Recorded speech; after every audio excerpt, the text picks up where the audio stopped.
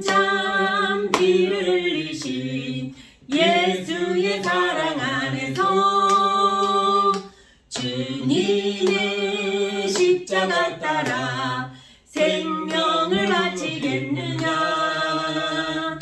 복음의 불길 오른다 다같이 일어나거라. 영광의 주님의 나라 다같이 참여하리라. 성령의 불길 성령불이야. 성령의 불길 성령불이야. 온전하 세계 만방에 거지자 성령의 불길. 성령의 불길 성령불이야. 성령의 불길 성령불이야. 온전하 세계 만방에 거지자 성령의 불길. 참참참 들려오는 구원의 근종소리에 복음을 전파하려면 희생을 각오하느냐. 구원의 성도들고 진리로 거두리로다. 우리는 천국에 가서 영생의 꽃이 되리라. 성령의 불길 성령불이야. 성령의 불길 성령불이야. 온전하 세계 만방에 퍼지자 성령의 불길. 성령의 불길 성령불이야. 성령의 불길 성령불이야. 온전하 세계 만방에 퍼지자 성령의 불길. 아멘. 사도신경으로 우리들의 신앙을 고백드리겠습니다. 나는 전능하신 아버지 하나님 천지의 창조주를 믿습니다. 나는 그의 유일하신 아들 우리 주 예수 그리스도를 믿습니다. 그는 성령으로 잉태되어 동정녀 마리아에게서 나시고 본디오 빌라도에게 고난을 받아 십자가에 못 박혀 죽으시고 장사된 지 사흘 만에 죽은 자 가운데서 다시 살아나셨으며 하늘에 오르시어 전능하신 아버지 하나님 우편에 앉아 계시다가 거기로부터 살아있는 자와 죽은 자를 심판하러 오십니다. 나는 성령을 믿으며 거룩한 공교회와 성도의 교제와 죄를 용서받는 것과 몸의 부활과 영생을 믿습니다. 아멘. 하나님의 말씀은 마가복음 14장 3절에서 9절입니다. 교독하겠습니다. 예수께서 베다니 나병 환자 시몬의 집에서 식사하실 때에 한 여자가 매우 값진 향유 곧 순전한 나드 한 옥합을 가지고 와서 그 옥합을 깨뜨려 예수의 머리에 부으니 어떤 사람들이 말을 내어 서로 말하되 어찌하여 이 향유를 후회하는가. 이 향유를 300데나리온 이상에 팔아 가난한 자들에게 줄 수 있었겠도다 하며 그 여자를 책망하는지라. 예수께서 이르시되 가만두라. 너희가 어찌하여 그를 괴롭게 하는가. 그가 내게 좋은 일을 하였느니라. 가난한 자들은 항상 너희와 함께 있으니 아무 때라도 원하는 대로 도울 수 있거니와 나는 너희와 항상 함께 있지 아니하리라. 그는 힘을 다하여 내 몸에 향유를 부어 내 장례를 준비하였느니라. 다같이 내가 진실로 너희에게 이르노니 온 천하에 어디서든지 복음이 전파되는 곳에는 이 여자가 행한 일도 말하여 그를 기억하리라 하시니라. 아멘. 잠깐 기도하겠습니다. 사랑하는 하나님, 오늘 귀한 말씀으로 우리가 함께 은혜를 받고자 합니다. 성령님께서 각 사람 머리에 임재하여 주시어서 아버지의 말씀을 듣고 깨닫고 행하는 자가 되게 하여 주시옵소서. 예수님 이름으로 기도합니다. 아멘. 자, 이게 뭘까요? 이게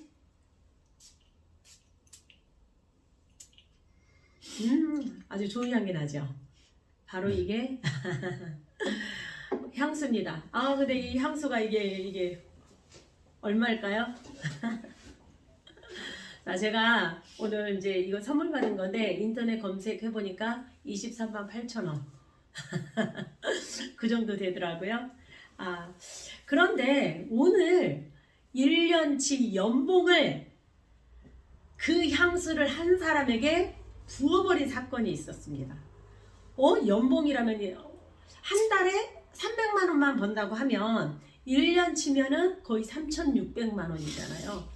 3,600만 원치의 향수를, 향유죠? 거기는 향유를 들이부어버렸습니다.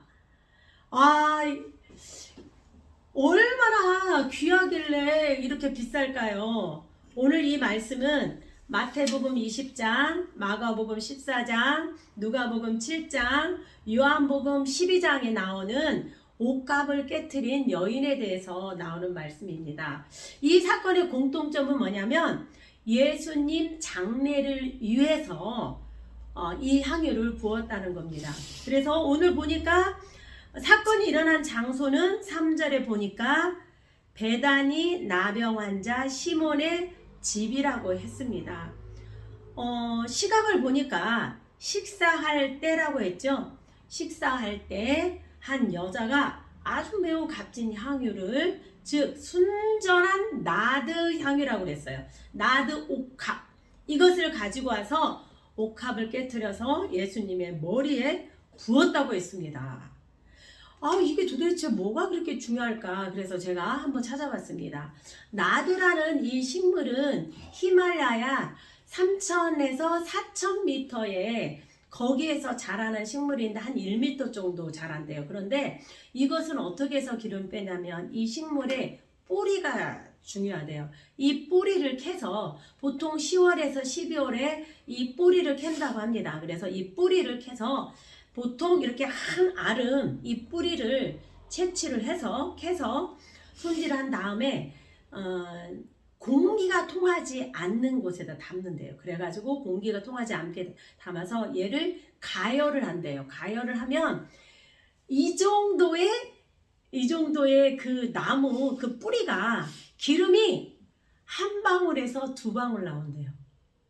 한 방울에서 두 방울 나오니까 얼마나 비싸다라는 걸 알 수가 있겠죠. 그리고 그 히말라야에서 나는 그 향유인데 그것을 또 이스라엘 있는 그 지역까지 싣고 올라면 또 배송 뭐 그런 것도 있잖아요. 그래서 이 정도로 굉장히 귀한 건데 이 나드 향은 이렇게 주로 이렇게 한번 떨어뜨리면은 이게 보통 한 3일 정도 간대요. 이 향이. 그래서 주로 남자들이 많이 사용했다라고 하는데 이것을 바로 예수님께 쏟아 부었습니다. 이 비싼 것을 쏟아 부었으니까 사람들이 볼 때 이야, 이게 얼마나 비경제적이냐. 차라리 이것을 팔아서 다른 가난한 사람들한테 나눠줬으면 얼마나 경제적으로 활용을 했겠느냐. 사람들이 막 이렇게 얘기를 했잖아요. 그런데 예수님께서도 그래 맞아, 너는 왜 이렇게 쓸데없이 낭비를 했어, 이렇게 나무라는 것이 아니라 오늘 6절에 보니까 오히려 칭찬을 합니다. 그가 내게 좋은 일을 하였다. 가난한 사람은 항상 너희와 함께 있으나 아무 때라도 원하는 대로 도와줄 수 있다. 그렇지만 나는 너희와 항상 함께 있지 아니하니라, 이렇게 말씀하고 계십니다. 우리 주변에도 가난한 사람들 많죠. 인터넷에 보면 도움을 청하는 사람들이 아주 많아요.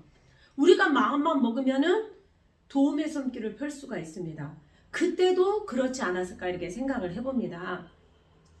그러나 당시 육체를 가지고 오신 예수님은 그 십자가에서 죽으시기 때문에 함께 하지 못한다고 말씀한 것입니다. 그래서 예수님은 이 땅에 오신 목적을 분명히 알고 계셨어요. 그리고 죽음의 때도 분명히 알고 계셨습니다. 하나님의 사랑하는 자녀들의 죄를 짊어지고 십자가에 죽으시기 위해서 오셨다라는 것입니다. 우리도 물론 죽죠. 다 죽는데 그 젊은 날에 죽음의 때 내가 어느 때에 죽겠다라는 것을 안다라는 것은 굉장히 스트레스였을 거예요. 그런데 예수님은 그 스트레스를 몸소 다 당해내셨다는 겁니다. 그래서 오늘 8절에 뭐라고 말씀하시냐면 그는 힘을 다하여 내 몸에 향유를 부어 내 장례를 미리 준비하였느니라. 자, 물질이 있는 곳에 내 마음이 있다라고 그랬죠. 이 여인은 이 값비싼 나드향을 예수님께 쏟아 부을 만큼 아주 큰 은혜를 입었어요. 다른 사람들은 손가락질을 했지만 예수님은 이 여인의 모든 죄를 사주셨습니다. 자유를 주셨어요. 그래서 이 여인은 바로 예수님께 모든 것을 이 값비싼 향유를 드릴 수가 있었던 것입니다. 내게 가장 중요한 것은 뭘까요? 물질이 될 수도 있고 시간이 될 수도 있습니다. 하나님은 무엇을 귀하게 여기실까요? 하나님은 왜 우리를 지으셨을까요? 첫째, 하나님은 우리를 통해서 영광을 받기 위해서 지으셨다고 그랬습니다. 이사야 43장 7절에 보면 무릇 내 이름으로 일컫는 자 곧 내가 내 영광을 위하여 창조한 자를 오게 하라. 그들은 내가 지었고 만들었느니라. 나를 통해서 영광 받으시기 위한 거래요. 그리고 하나님은 또 경배를 받기 위하여 우리를 지으셨다고 했습니다. 오라 우리가 경배하고 절하며 우리를 만드신 이 곧 주 앞에 무릎을 꿇자. 시편 95편 6절에 이렇게 나와 있습니다. 내게 가장 귀한 것은 시간을 들여 예수님께 예배를 드리는 것입니다. 재능, 물질을 보고 하나님은 기뻐하는 것이 아니라 하나님은 내가 얼마나 하나님을 생각하고 감사하며 사는가, 진정으로 나를 사랑한다고 하는데 그 예배 자리에 내가 있는가를 중요하게 생각하십니다. 또 세 번째, 찬양을 받기 위해 우리를 지으셨습니다. 베드로전서 2장 9절에 보면 그러나 너희는 택함 받은 세대요 왕가의 제사장이요 거룩한 민족이요 특별한 백성이니 이것은 너희를 어둠에서 불러내어 자신의 놀라운 빛으로 들어가게 하신 분께 대한 찬양을 너희가 보여주게 하려 함이니라. 이 백성은 내가 나를 위하여 지었나니 그들이 내 찬양을 보이리로다. 이사야 43장 21절에 나와 있습니다.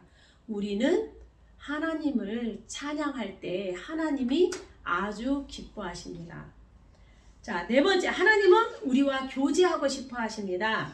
고린도전서 1장 9절에 보면 너희를 부르사 자신의 아들 예수 그리스도 우리 주와 교제하게 하시는 하나님은 신실하시도다.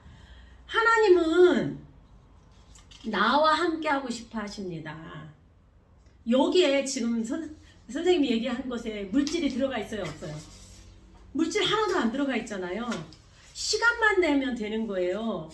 하나님은 시간을 내어 만나주시길 원하십니다. 그럼 만나면 뭐 할까요? 우리 하나님 만나서 뭐 할까요? 쎄쎄쎄 하고 놀까요? 하나님께 감사하겠죠. 찬양 드리겠죠. 기도하겠죠. 또 말씀 있겠죠. 하나님과 함께하면 아주 내가 상상하지도 못하는 기쁨과 감사로 채워주십니다. 오늘 9절 말씀해 보니까 내가 진실로 이르노니 온 천하에 어디서든지 복음이 전파되는 곳에는 이 여자가 행한 일도 말하여 그를 기억하리라 하시니라. 동물은 죽으면 가죽을 남기고 사람은 죽으면 이름을 남긴다고 하지요. 다른 사람들이 내 이름 석자를 기억하면 무엇을 떠올릴까요? 어제 생각지도 않는 사람한테서, 이제 집사님한테서 전화가 왔어요. 영국에서 이제 그 오빠가 목회를 하시는데 도와주다가 오셨어요. 근데 한 3년 정도 계시다가 오셨는데 그 뒤로 한 번 만나고 쭉 그래도 10년 거의 한 20년 가까이 안 만났죠? 안 만났는데 뜻밖의 전화가 왔어요. 얼마나 반갑든지요. 그러면서 나에 대한 기억을 얘기해 주더라고요. 나의 이름 석자를 기억해 주고 함께 교회에서 생활했던 그 아름다운 그 추억의 일들을 떠올려 주시더라고요. 그 기억 속에는 아주 좋은 것들을 이야기를 해 주셨어요. 그렇듯이 누군가가 내 이름을 떠오를 때 어떻게 기억을 해 줄까? 우리 하나님이 나에 대해서 어떻게 기억을 해 줄까? 생각을 해보길 때 한 주간도 하나님이 나를 어떻게 기억해 줄까? 나는 하나님께 어떻게 더 가까이 나아갈까? 어떻게 시간을 하나님께 내어드릴까? 이렇게 고민하는 시간을 갖고 하나님과 매일같이 만나는 시간을 정하고 하나님과 기쁨을 나누는 시간을 가지셨으면 참 좋겠습니다. 그래서 한 주간도 하나님의 은혜 아래 있기를 축복합니다. 아멘. 자, 주기도문으로 예배 마치겠습니다. 하늘에 계신 우리 아버지, 아버지의 이름을 거룩하게 하시며 아버지의 나라가 오게 하시며 아버지의 뜻이 하늘에서와 같이 땅에서도 이루어지게 하소서. 오늘 우리에게 일용할 양식을 주시고 우리가 우리에게 잘못한 사람을 용서하여 준 것 같이 우리 죄를 용서하여 주시고 우리를 시험에 빠지지 않게 하시고 악에서 구하소서. 나라와 권능과 영광이 영원히 아버지의 것입니다. 아멘. 감사합니다.